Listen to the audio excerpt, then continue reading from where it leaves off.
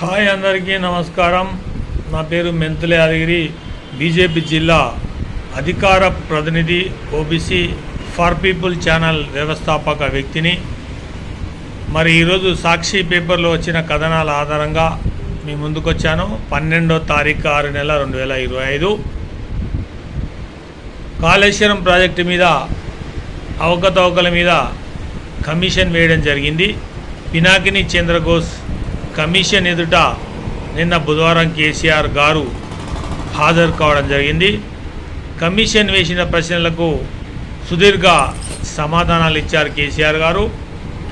రాష్ట్ర cabinet ఆమోదంతోనే Kaleshwaram project నిర్మాణం జరిగిందని, అంతర్జాతీయ పేరు ప్రఖ్యాతలు పొందిన వ్యాప్కో సంస్థ సూచనల మేరకు కూడా ఈ ప్రాజెక్టు నిర్మాణం చేయడం జరిగిందని, నా నిర్ణయం మేరకు కాదని, కేవలం ప్రాజెక్టు నిర్మాణం చేయడానికి ప్రతిపాదనలు మాత్రమే నేను తయారు చేశానని, సాంకేతిక నిర్ణయాలన్నీ ఇంజనీర్లకే వదిలేశారని కేసీఆర్ గారు సమాధానం చెప్పడం జరిగింది.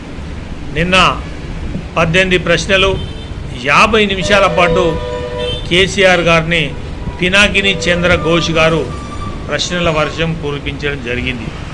ఈ సందర్భంగా కేసీఆర్ గారు తన అనారోగ్య కారణాల దృష్ట్యా తనను అందరి ముందు విచారించవద్దన్న విజ్ఞప్తిని కమిషన్ గారు పరిగణలోకి తీసుకొని కార్యాలయ సిబ్బందిని, మీడియాను అందరినీ బయటికి పంపించడం జరిగింది.